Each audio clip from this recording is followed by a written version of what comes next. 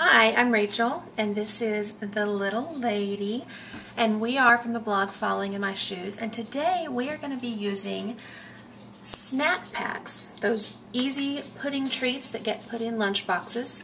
We're going to use this to make a very, very yummy and fancy looking bread pudding.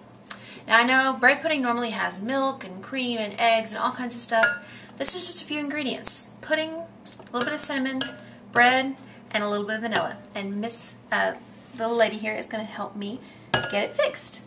You ready to get started? Okay. First thing we're going to do is we're going to take one of the snack packs. I'm using vanilla. You want to lick that? Okay. And I'm going to empty it into our bowl. And the reason I kind of came up with this recipe is I love, love, love bread pudding. But on my diet, you know, if I made a big old thing of it, well, I would be tempted to eat it all, and that wouldn't be good. But with this, I can make just a one-serving portion. Yeah, go ahead and start stirring it. Pour a little bit of milk in to thin it out. I can make a one-serving portion, and then I'm not tempted with leftovers. And since I get a weekly kind of splurge night, this gives me my bread pudding fix, keep stirring, without making me tempted the rest of the week.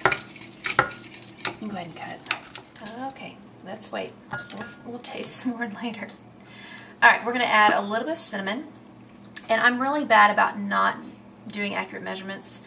I just sprinkle, and that's probably maybe a teaspoon, 1 to 2 teaspoons.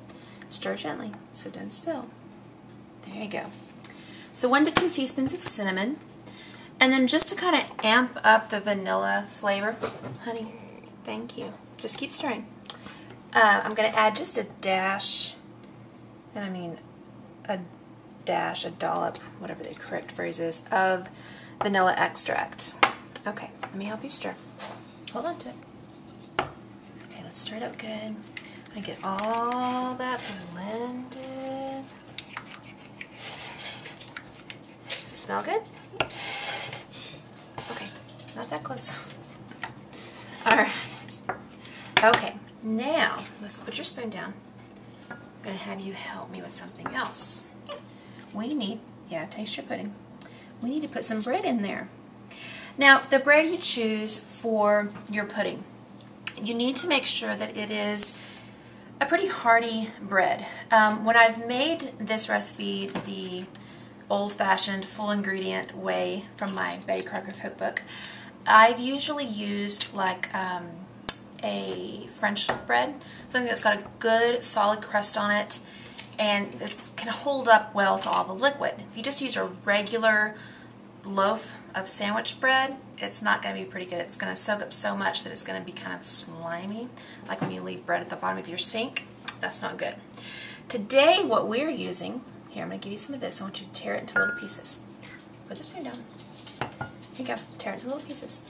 Today I'm using some whole wheat bread that I made, and the reason I'm okay with using this bread, it is because it's whole wheat. It is very, very dense.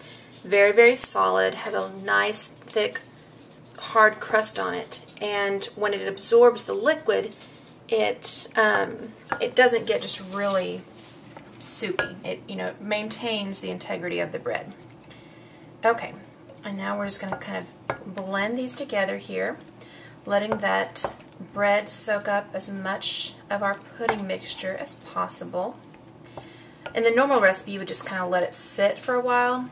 But since this is really more pudding than just full-on liquid, I'm going to help it a little bit by stirring it around. Alright, next we're going to grease our pan.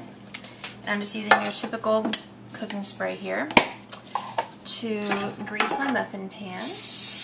And you don't have to use a muffin pan. You could use a ramekin, any kind of just small container would work well. I have this old muffin tin that's got larger muffin capability going on here.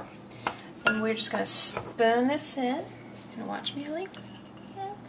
Spoon it in just like that. Can I do that? Let me do this part because I don't want it to spill too much, okay? Spoon that in, and you want to pack it down just a little bit so that it's all together there. And then any of your excess pudding, just go ahead and scrape that down and make sure you get that in there. We don't want to waste any of that creamy goodness. Just pour that over the top. And it is, as it heats, it will thin out a little bit, and the bread pudding will also bubble up a little bit, and so it's going to get a little bit bigger than that. Okay, so we're going to make 2 more, one for Mommy and one for Daddy, and then we're going to stick them in the oven, 350 degrees, for probably 25-30 minutes, and then we'll garnish them and see how they are.